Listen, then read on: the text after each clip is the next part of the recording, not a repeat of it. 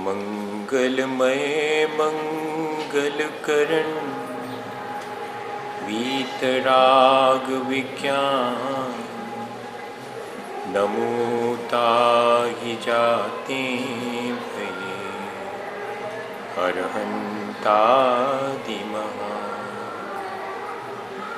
जो विद्यादि सागर सुधी,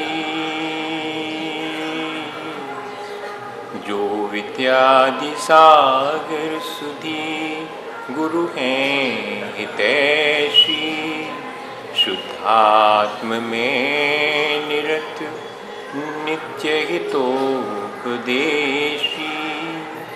वे पाप ग्रीष्म ऋतु में जल हैं सयाने, पूजूं हैं सतत केवल ज्ञान पाने, पूजूं हैं सतत केवल ज्ञान पाने।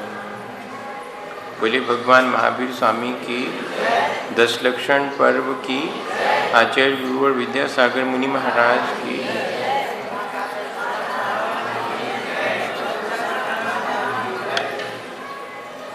हम लोग हमेशा की तरह 10 लक्षण पर्व के निमित्त से अपने जीवन को अच्छा बनाने के लिए प्रयत्न कर रहे हैं। 10 लक्षण को पर्युषण भी कहते हैं। पर्युष का अर्थ होता है सुबह होना। सुबह तो सूरज के उगने से होती है संसार में, लेकिन जीवन में धर्म की सुबह कैसे हो, कैसे हम अपने जीवन को प्रकाशमान बनाएं, इसके लिए पर्युषण पर्व आता है। पर्युषण का एक अर्थ और है अनुसंधान या कि खोज। संसार में भौतिक पदार्थों की खोज और अनुसंधान निरंतर चलता है, लेकिन जो खोज कर रहा है उसकी ही खोज करना, उस आत्मा के स्वरूप को खोजना, उसे प्राप्त करना, ये शिक्षा अपने को पर्युषण में प्राप्त होती है अगर अपन लेना चाहें तो। और तीसरे नंबर पर पर्युषण का अर्थ आराधना, पूजा, सेवा या उपासना होता है, जिसमें अपन भगवान जिनेंद्र के चरणों में आराधना या उपासना करके अपने जीवन में अपने परिणामों को निर्मल बनाने का प्रयत्न करते हैं। 2 तरह से हम इस पर्व को मना सकते हैं। एक तो अपने बाह्य आचरण को बदल करके, जो कि अपन करते ही हैं, लेकिन उस बाह्य आचरण को इन 10 दिनों में बदलने का उद्देश्य अपने अंतरंग के परिणामों की निर्मलता है। सो उसकी भी अपने को तैयारी करनी चाहिए। देखो, बच्चों की परीक्षा होती है सो 4 दिन पहले से परीक्षा की तैयारी करते हैं। घर में बेटी की शादी होती है तो 4 दिन पहले से तैयारी करते हैं। अतिथि घर में आना हो तो 4 दिन पहले से अपन अतिथि के आने का इंतज़ार करते हैं और वैसी तैयारी करते हैं। किसी यात्रा पर जाना हो तो उसके लिए अपन तैयारी करते हैं कि किस तरह अपन यात्रा करेंगे। इन सब सांसारिक कार्यों में उनको करने के लिए अपन पहले अपना मन बनाते हैं, तैयारी करते हैं। ठीक ऐसे ही पर्वराज पर्युषण में मेरे जीवन में धर्म आवे इस प्रकार की बाह्य में अपन तैयारी करते हैं, लेकिन उस बाह्य तैयारी का उद्देश्य अपने अंतरंग में अपने मन को धर्म धारण करने के लिए तैयार करना। कुछ थोड़ी सी बाह्य में क्रियाओं को करके अपन सोचते हैं कि हमने एक आसना कर ली, हमने उपवास कर लिया, हमने पूजा कर ली, हमने पाठ कर लिया, माला फेर ली और हमने खूब 10 दिन तक और स्वाध्याय इत्यादि करके धर्म कर लिया। लेकिन भाई, यह तो सिर्फ धर्म के साधन हैं, उपाय हैं। इन सब के माध्यम से मुझे अपने जीवन में वीतरागता और अहिंसा जो धर्म है वो स्वीकार करना है। इसके लिए ही ये सारी तैयारी अपन करते हैं। ऐसा विचार करके इन 10 दिनों में अपन अपने अंतरंग परिणामों को संभालने की, कषायों को जीतने की और अज्ञानता को दूर करने की कोशिश करें। उसके बिना तो धर्म जीवन में आता नहीं है। देखो, अगर किसी व्यक्ति को बहुत बढ़िया केसर डला हुआ हलवा खाना हो तो वो किसी से पूछता है कि किस प्रकार केसर से युक्त सुगंधित हलवा बनाया जाए। सो सब चीजें समझ लेता है हलवा बनाने की और फिर बाद में बनाता भी है। बनाता है लेकिन खाते समय उसको रुचिकर नहीं मालूम पड़ता। तो पूछता है उस व्यक्ति से कि क्यों भाई, तुम तो कहते थे बहुत रुचिकर और बहुत स्वादिष्ट सुगंधित हलवा बनेगा, हमने बनाया लेकिन वैसा बना ही नहीं। तो वो व्यक्ति पूछता कि भाई तुमने सामग्री क्या क्या डाली? भाई तुमने जैसी सामग्री बताई थी हमने सब डाली। अच्छा, केसर भी डाली? हाँ, केसर भी डाली। अब तो उसके भी समझ में नहीं आया कि सब सामग्री थी, जितना हो सकता था बाहर से, गलती कहाँ रह गई कि स्वादिष्ट नहीं बन पाया हलवा। सो जाकर के उसके घर में देखता है कि केसर कहाँ रखी हुई थी। सो केसर तो हींग की डिब्बी में रखी हुई थी। अब बताओ, पहले उसी डिब्बी में हींग रखी थी जिसमें अब वर्तमान में केसर रख दी थी, उसी में से निकाल के हलवा में डाली थी, तो भैया केसर का स्वाद आएगा या कि हींग की बास आएगी? तो ऐसे ही अपन अपने अंतरंग में कलुषित परिणाम रखें, अविवेक पूर्वक अपनी क्रियाएं करें तो उन क्रियाओं का स्वाद अपने को कैसे आएगा? वो धर्म अपने जीवन में धारण कैसे कर पाएंगे अपन? ऐसा विचार करके अपन को अपनी कषायों को हटा करके, अपने अज्ञान को हटा करके धर्म धारण किया जा सकता है, ऐसा विचार करना चाहिए और धर्म को धारण करना चाहिए। उत्तम क्षमा पहला धर्म है। कैसे मेरे जीवन में आवे? उत्तम शब्द क्यों लगाया? ख्याति, पूजा, लाभ या किसी स्वार्थ से किसी के प्रति क्षमा भाव धारण कर लेना उत्तम क्षमा नहीं कहलाएगी। सहज भाव से अपने आत्म कल्याण की दृष्टि से प्राणी मात्र के प्रति क्षमा भाव धारण करने में उत्तम क्षमा है। ऐसी तो भैया जिस चाहे के प्रति अपने मन में जब क्रोध उत्पन्न होता है, सो बात बिगड़ने जावे, सो बात को संभालने के लिए अपना घाटा जान करके अपन क्षमा मांग लेते हैं, लेकिन ऊपर पट्टी मांग लेते हैं। भीतर भीतर अपने मन में वह जो उत्तम क्षमा है वह धारण नहीं कर पाते। आज दिन ऐसी ही उत्तम क्षमा का जो अपने जीवन का आत्म कल्याण करती है उसको धारण करने का दिन है। क्रोध के अभाव को ही क्षमा कहते हैं। जब अपने अंदर क्रोध ही नहीं उत्पन्न हो तब वास्तव में क्षमा धर्म है। गाली सुन मन खेद न आनो, गुण को औगुण कहे अयानो। ऐसा अपन 10 लक्षण की पूजा करते समय भगवान के सामने कहते भी हैं कि मुझे कोई अपशब्द भी कह दे तो मेरे भीतर उसके प्रति कलुषित भाव ना उत्पन्न हो, क्रोध का भाव उत्पन्न ना हो।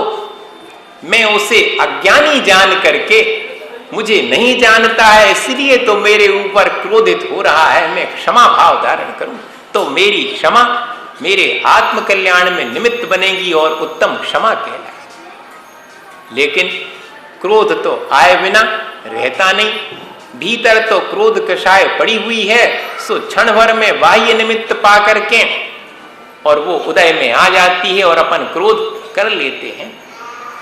और ऐसा जानते हैं कि क्रोध तो हमने ठीक किया है और थोड़ा ही सा तो किया है और सब तो करते हैं, कौन मैं नहीं किया है। ऐसे अपन आर्गुमेंट अपने आप को दे करके सांत्वना दे देते हैं। लेकिन विचार करें कि क्रोध की तासीर क्या है, कषाय की तासीर क्या है। ये बहुत अल्प मालूम पड़ती हैं, लेकिन ये बढ़ करके अपने जीवन का घात करने में कारण बन जाती हैं। इन्हीं को सब जीव हमेशा से कषायों को करते आ रहे हैं, इसीलिए तो संसार में जन्म मरण और का दुख उठा रहे हैं। सब कर रहे हैं इसलिए मैं करूं, यह तो ठीक नहीं है। ऐसा विचार करके उनके स्वभाव को जाने अपन कषायों के, उनको जीतना चाहते हैं तो उनसे हानि क्या है इसको जाने। स्वभाव कैसा है कि जैसे कोई उधार पैसे लेता है, किसी को थोड़ा सा घाव हो जाता है या कि थोड़ी सी घास फूस में अग्नि जरा सी लग जाती है, दिखती तो ये सब चीजें हैं अल्प, अत्यंत कम, लेकिन ये बढ़ जावे अगर तो विनाशकारी हो जाती है। ऋण अपन लेते हैं, उधार लेते हैं, सो थोड़ा ही सो तो जान पड़ता है कि अपन को लेना पड़ रहा है, थोड़ा ही सा तो ले रहे हैं अपन। लेकिन जो व्यक्ति उधार लेता है उससे पूछो कि जिंदगी भर उधार चुका पाए, नहीं चुक पाता भैया।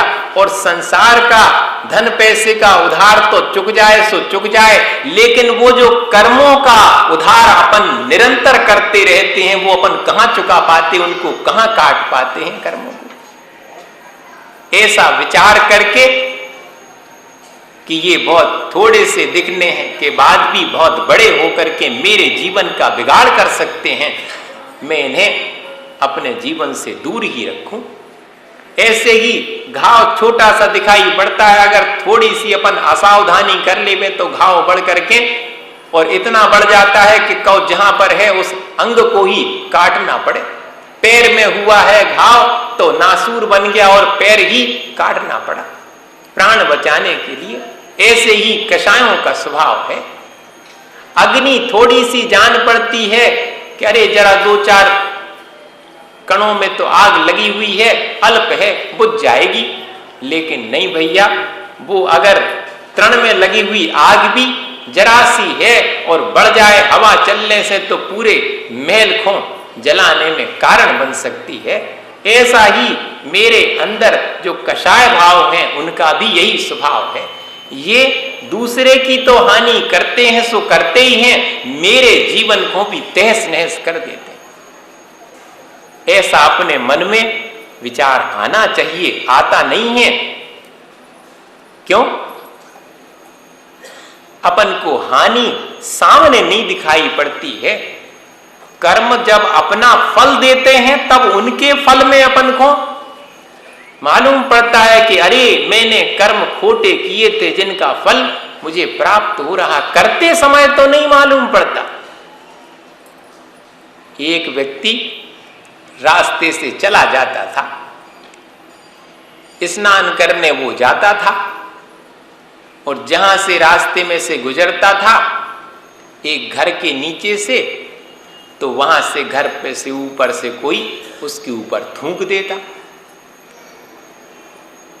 जब पहली बार उसको थूका तो थोड़ा तो मन में विचार आया कि कारण क्या है, जो भी हो क्या करना। उसने अपने दुपट्टे से थूक पहुंचा और आगे बढ़ गया।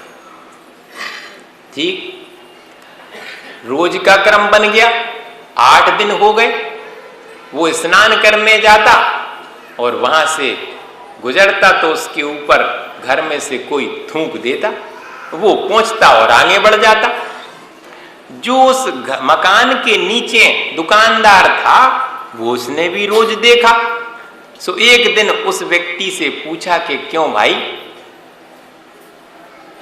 तुम्हारी वजह से इन घर के लोगों को कोई परेशानी है क्या? भाई मैं तो नहीं कह सकता, उन्हें मेरे से क्या परेशानी है। अरे नहीं, तुम्हें पता करना चाहिए, तुम्हारे ऊपर थूकते हैं, क्या तुम्हें परेशानी नहीं होती? उसने कहा कि भाई मुझे क्या परेशानी, मुझे तो जरा सा थूक गिरा था सो पहुंच करके आगे बढ़ गया, लेकिन मैं तो विचार करता हूं कि उनको कितना मेरे ऊपर थूकने के लिए परेशान होना होता हो। अच्छा,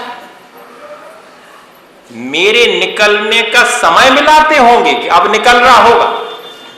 और इतने ही नहीं, सामने आते देख करके बहुत सारा थूक मुंह में इकट्ठा करना पड़ता हो और फिर एंगल मिला करके मेरे ऊपर थूकना पड़ता होगा कि ठीक ठीक गिरे, नहीं तो कहूं आजू बाजू गिर जाए। तो इतनी सारी परेशानी तो सामने वाले को मेरे ऊपर थूकने के लिए करना पड़ती, मुझे क्या करना, मुझे तो उस थूक को पहुंच करके आगे बढ़ना।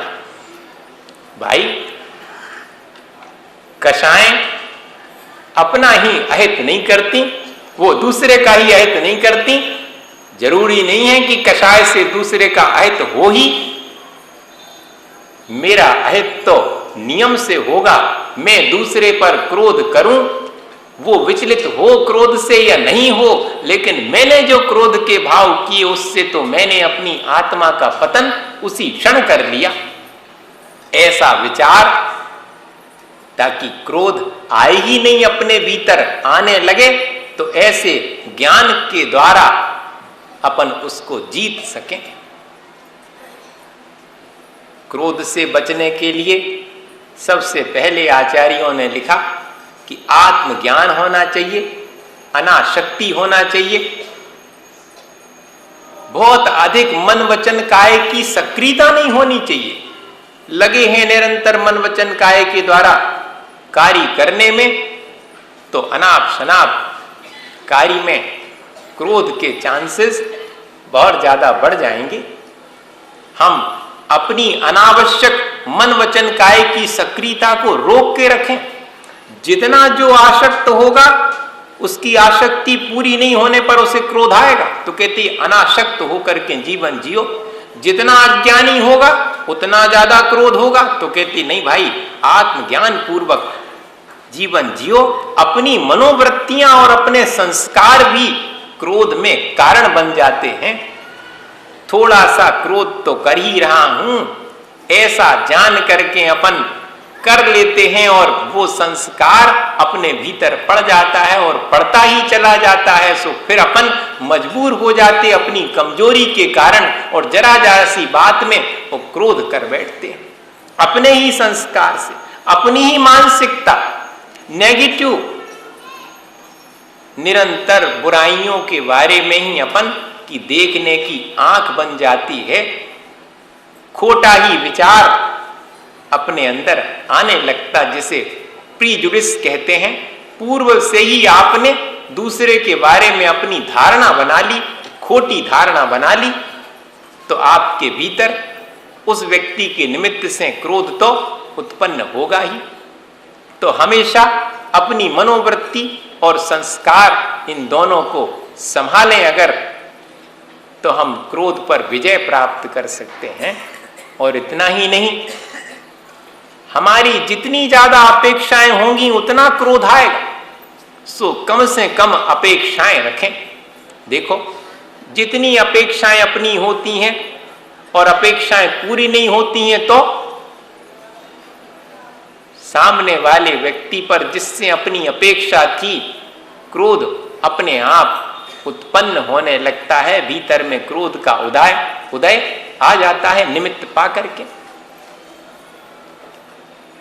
एक बेटा अपने पिता के साथ जा रहा है, पिताजी ने चश्मा निकालने के लिए जेब में हाथ डाला और चश्मा निकाल के पहना, उतने में उनका चश्मे के साथ रखा हुआ 10 रुपए का नोट वो भी गिर गया। रास्ते में जा रहे थे, ध्यान नहीं रहा। पीछे जो व्यक्ति था ईमानदार रहा होगा, उसने वो 10 रुपए का नोट गिरते देख लिया कि सामने वाले के पॉकेट से गिरा है, उसी का है, सो झट से उठा करके और आगे बढ़ करके उस व्यक्ति को कहा कि तुम्हारा 10 रुपए चश्मा निकालते समय गिर गया, ये अपना रख लो।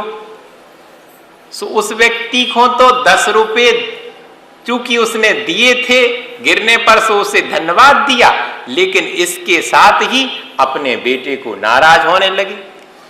तुम हमारे संगे चल रहे हो, इतने नहीं देख सकते कि हमारे 10 रुपया गिर गए। अब बताओ, अपेक्षा थी तुमसे कि तुम तो उठाओगे, लेकिन तुमने ध्यान नहीं दिया और दूसरे व्यक्ति ने ध्यान दे करके उठा लिया। ऐसे अपने भीतर क्रोध आ जाता। और जरा देर में चले, फिर उनको पसीना आया, सो रूमाल निकाला, सो फिर 10 रुपए का नोट गिर गया। बेटा तो सावधान था, उसने फौरन उठा करके पिताजी को दे दिया, पिताजी ने धन्यवाद तक नहीं दिया। अपेक्षा जिससे होती है, पूरी होने पर अपने अंदर धन्यवाद का भाव नहीं आता, और अपेक्षा पूरी नहीं होगी तो कलुषता आए बिना नहीं रहेगी, क्रोध आ जाए। सो भैया, जिसकी जितनी कम अपेक्षाएं हैं वो उतना कम ही क्रोध में गिरेगा।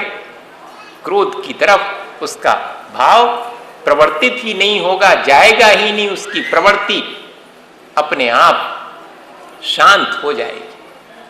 इस प्रकार हम चाहें तो अपने भीतर जो क्रोध कषाय है उसे हम जीत सकते हैं अपने पॉजिटिव सोच, अपनी मनोवृत्ति के कारण। एक व्यक्ति चेतना को संस्कारित करता है आत्मज्ञान के द्वारा, अपनी मनोवृत्ति को सुधार करके तो अपने जीवन को अच्छा बना लेता है। जैसे कि सुकरात के जीवन का आता है कि उनके प्रति शत्रुता रखता था। देखो, महापुरुषों से भी लोग शत्रुता रख सकते हैं, महापुरुष रखें चाहे न रखें। क्यों, क्रोध का उदय आ गया, कषाय का उदय आ गया तो रख सकते हैं। सो व्यक्ति एक था जो कि सुकरात इतने पहुंचे हुए थे, फिर भी सज्जन पुरुष थे, पर उन सज्जन के प्रति भी जो दुर्जन होगा वो तो कषाय भाव रखेगा ही। सो शत्रुता रखता था। सुकरात को मालूम पड़ा कि फलाना व्यक्ति मेरे से बदला लेने के लिए निरंतर विचार करता रहता है, लोगों से भी कहता है कि मैं जब तक सुकरात को नीचा नहीं दिखा दूंगा तब तक मैं शांति से नहीं बैठूंगा। सो सुकरात ने भी कहना शुरू किया कि जब तक उसे अपना मित्र नहीं बना लूंगा तब तक मैं चैन से नहीं बैठूंगा। अब देखो, अपन होते तो अपनी मनोवृत्ति कैसी होती कि हम भी बदला लेंगे और अपनी मनोवृत्ति संभाल करके और शत्रुता को ही नष्ट करने का विचार, शत्रु को नष्ट करने का नहीं, शत्रुता को नष्ट करने का विचार अपने भीतर आ रहा। सो अपना कल्याण हो रहा, दूसरे का। राम तीर्थ थे, विदेश में यात्रा के लिए गए। सो जब फ्लाइट से नीचे उतरे और यहां वहां देख रहे थे तो वहीं पर किसी फॉरेनर ने उनसे पूछा कि क्या किसी मित्र का इंतजार कर रहे हैं, यहां कोई आपका मित्र है या नहीं है। तो फौरन राम तीर्थ ने कुछ भी विचार ना करते हुए उस व्यक्ति के कंधे पर हाथ रख के कहा कि आप ही तो मेरे मित्र हैं। बस इतने से कहने मात्र से जब तक वो विदेश में रहे उस व्यक्ति ने उनका पूरा ध्यान रखा कि मेरा मित्र है। भैया, मित्रता के लिए आप हाथ बढ़ाओ या शत्रुता के लिए हाथ बढ़ाओ, ये आपके ऊपर, आपकी मनोवृत्ति पर निर्भर है। हमें अपनी मनोवृत्ति को परिवर्तित करके क्रोध को जीतने के लिए हमेशा प्रेम भाव सबके प्रति रखना चाहिए, सौजन्य का भाव हमेशा रखना चाहिए। एक और उपाय है क्रोध को जीतने का, सबके प्रति प्रेम भाव और सौजन्य का भाव। जिसके प्रति अपने मन में प्रेम का भाव होता है उसके प्रति मन कलुषित होता है, क्रोध आता है क्या? नहीं आता। और प्राणी मात्र के प्रति जिसका प्रेम हो जाए, जहां जहां सांसें धड़कती हैं सबके प्रति मेरा सौजन्य है, ऐसा भाव आ जावे तो फिर उसके क्रोध कषाय उदय में आकर के भी निमित्त नहीं मिलने से और क्या प्राणी को कषायवान बना सकती है? भाई, ऐसे अपन क्रोध को आसानी से जीत सकते हैं। एक चीज और है क्रोध को जीतने की आसान सा उपाय, कि हम सामने वाले के क्रोध में ईंधन न डालें, उसे और अधिक बढ़ाने की कोशिश ना करें, बल्कि वातावरण को इतना हल्का बना दें कि जिससे सामने वाले के भी क्रोध कषाय पर पानी पड़ जाए, शांत हो जाए वो अग्नि, वो ज्वाला जो क्रोध की उसके भीतर जल रही है। कन्हैया लाल मिश्र प्रभाकर थे, उन्होंने अपने संस्मरण में लिखा, उनके पिताजी बहुत शांत स्वभाव के थे, लेकिन उनकी मां जल्दी से क्रोधित हो जाती थी। एक बार पिताजी घर में आए, थोड़ी देर हो गई, मां ने रसोई बहुत पहले बना ली थी, इंतजार करते करते थक गई, क्रोध आ गया पिता को देखते ही कि अब आए हो। उनको जितनी बातें हो सकती थीं अपशब्द सो थाली परोसती जाती उनके सामने और सारे अपशब्द कहती जाती उनसे। सो चुपचाप, विश्वनाथ उनका नाम था, सो चुपचाप सुनते रहे और पूरी थाली परस गई। सो फिर बाद में धीरे से थाली उठा करके और अपनी जो जीवन साथी थी उनके माथे पर लगाने लगे। तो उनको और गुस्सा आ गया कि क्या करते हो, अच्छे से एक तो देर से आए और खाओ ठीक से, सब ठंडा हो गो। बोले भगवान सारा ठंडा हो गया और गर्मी तो तुम्हारे माथे में इसे गरमा कर रही थी। अब देखो सामने वाले को भी हंसी आ जाएगी, वातावरण हल्का हो गया और प्रेम पूर्वक अपना कार्य या तो क्रोधित होकर के करो या कि प्रेम पूर्वक अपन अपना कार्य कर सकते हैं। बहुत प्रैक्टिकल सा उपाय एक बच्चे ने क्रोध को जीतने का लिखा। उसे बहुत अधिक क्रोध आता था, सारा परिवार उससे परेशान था कि जरा जरा सी बात में क्रोध आ जाता है। लेकिन उनके पिताजी को एक प्रयोग समझ में आया। उन्होंने एक दिन कीलों से भरा हुआ एक थैला बेटे के हाथ में दिया कि जब भी तुम्हें क्रोध आवे सो इसमें से एक कील निकाल के पिछवाड़े के दरवाजे पर ठोक आया करे। हाँ, क्योंकि ये नहीं कहा उन्होंने कि क्रोध नहीं किया करे, जब जब क्रोध आवे सो एक कील निकाली वो दरवाजे पर ठोक दई। हो ठीक है, उसको भी अच्छा काम मिल गया। सो क्रोध आता सो एक दरवाजे पर कील ठोक देता, पूरा दरवाजा कीलों से भर गया। उसे बड़ी शर्म आई कि हमने तो क्रोधा कर लो कि सबरो दरवाजा बिल्कुल कीलों से भर गया। अब उसने अपने पिता से कहा कि पिता, अगर मैं क्रोध नहीं करूं तो बहुत अच्छी बात है, जब तुम क्रोध नहीं करो तो एक कील निकाल करके अलग कर देना उस दरवाजे में से। उसके मन में तो चॉर्म क्रिएट हो गया कि मैं जैसे सारे दरवाजे को कीलों से भर दिया था ऐसे ही सब कीलें क्रोध ना करके निकाल दूंगा। और इसी में उसने जब जब क्रोध के अवसर आए क्रोध को जीत करके और फौरन जाकर के एक कील निकाल दी। सो एक दिन आकर के अपने पिता से कहा कि पिता, सारा दरवाजा कीलों से रहित हो गया। पिताजी ने बहुत पीठ ठोकी और कहा बहुत अच्छा किया भाई, तुमने अपने क्रोध को जीत लिया। एक बात मैं तुमसे कहूंगा अवश्य, चलो मेरे साथ वो दरवाजे तक ले गए और दरवाजे को दिखाकर उन्होंने कहा कि देखो, कीलें तो सब निकल गईं, लेकिन दरवाजे पर निशान तो बाकी हैं। ऐसे ही जब हम क्रोध कर लेते हैं, बाद में क्षमा भाव धारण कर लें, लेकिन वो जो क्रोध का संस्कार है वो तो निशान बन ही गया, उसका फल तो पाना ही पड़ेगा। ऐसे ही अपन जब अपने भीतर कषाय भाव जागृत होवे तो विचार करें कि अरे, मैं बाद में पश्चाताप कर लूंगा, सो ठीक है, लेकिन मेरे अंदर ऐसा भाव आने से मेरी आत्मा का पतन तो हो ही गया, निशान तो उस पर पड़ ही गए। भैया, इस तरह से अपन क्षमा भाव धारण करने के लिए या तो क्रोध उत्पन्न ही ना हो, और अगर क्रोध उत्पन्न हो गया है तो उसे विभिन्न उपायों के द्वारा जीतने का प्रयत्न करें। लिखा हुआ है उसमें, सती अपि सामर्थ्यम अपकार सहनम क्षमा।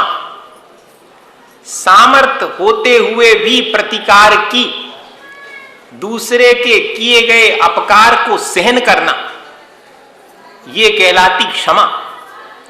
आप हमारे प्रति उपद्रव करो, हमारे भीतर आपके उपद्रव के प्रतिकार करने की सामर्थ्य है, लेकिन हम आपके प्रति अपना चित्त कलुषित नहीं करेंगे, आपके प्रति तो क्षमा भाव ही धारण करेंगे। ऐसा क्षमा धर्म है। अपने को होना तो ये चाहिए कि जो जितना सामर्थ्यवान है वो ही क्षमा भाव धारण करता है, कर सकता है। अपने भीतर की सामर्थ्य बढ़ानी चाहिए। पहलवानी को सामर्थ्य नहीं कह रहे हैं, क्रोध को जो जीत सके वो ही सामर्थ्यवान है। जो जितना सहनशील हो सके, जो जितना सहिष्णु हो सके, सहिष्णुता का अभ्यास करना ही क्षमा धर्म धारण करना है।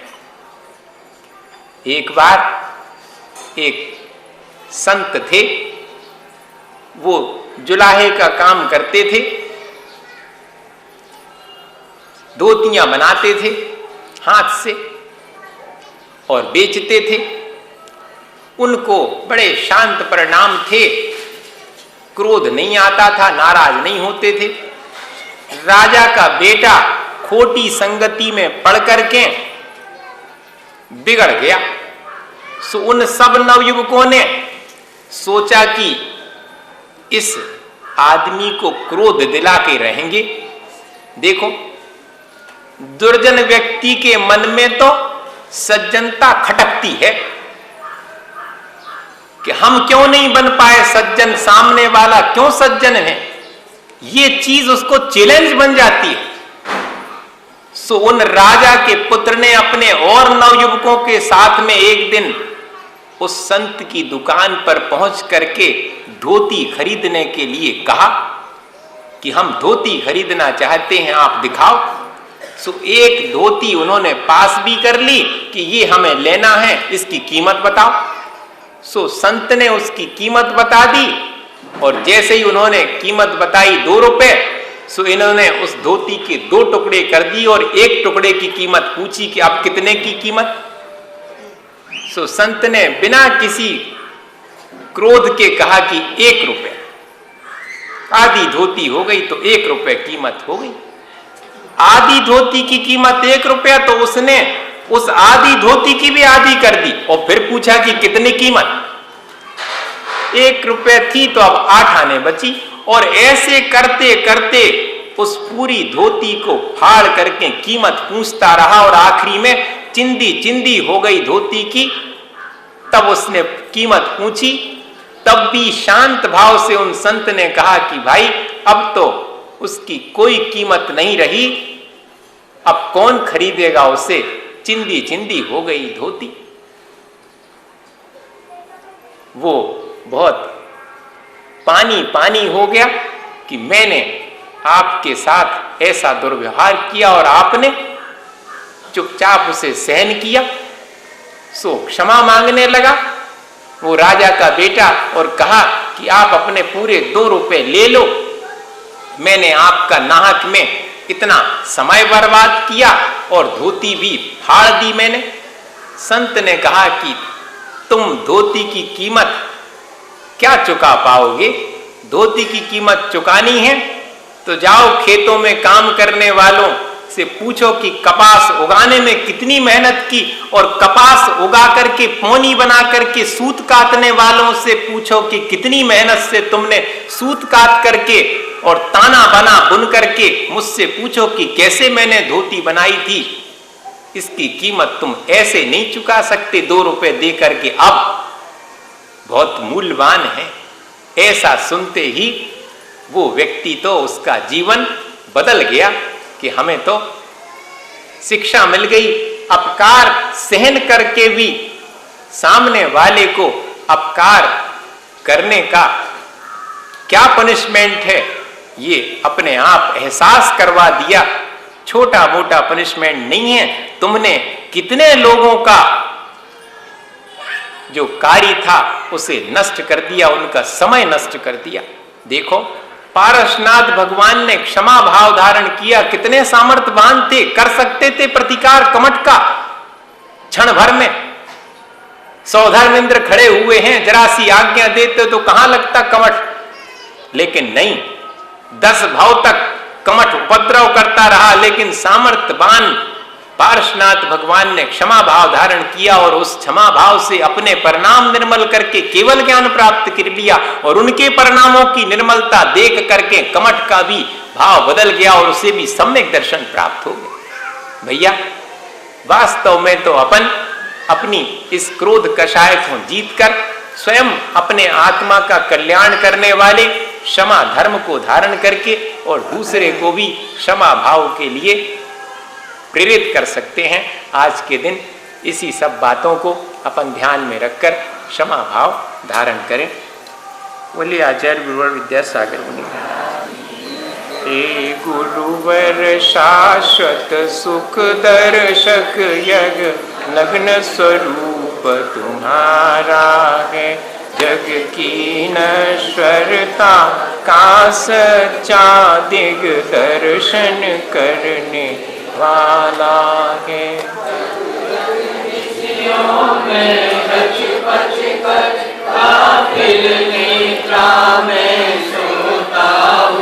अथवा वह शिव के निष्कंटक पथ में विषकंटक बोता हो।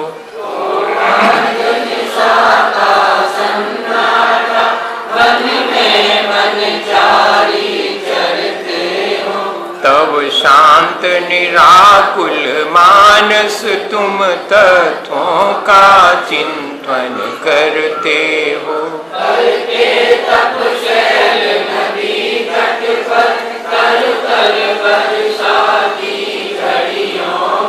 समतारस पान किया करते सुख दुख दोनों की घड़ियों में।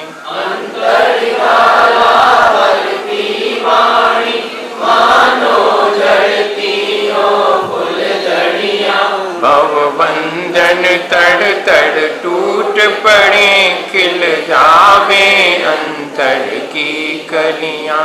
तुम सादानी का कोई हो, जग को देती जग की निधियां। दिन रात लुटाया करते हो शम शम की अविनश्वर मणियां। निर्मल देव तुम्हें प्रणाम, हे शांति त्याग के मूर्तिमान शिव पथ पंथी गुरुवर प्रणाम।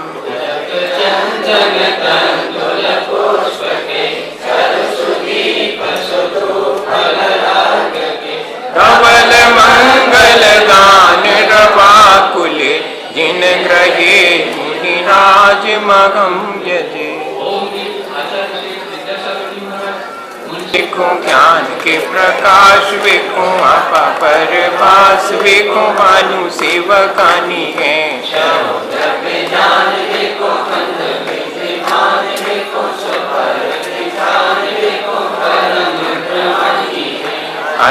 भवताय वेको जीवों के जताए वेको काहू न सताए वेको भव्य उर आनी है।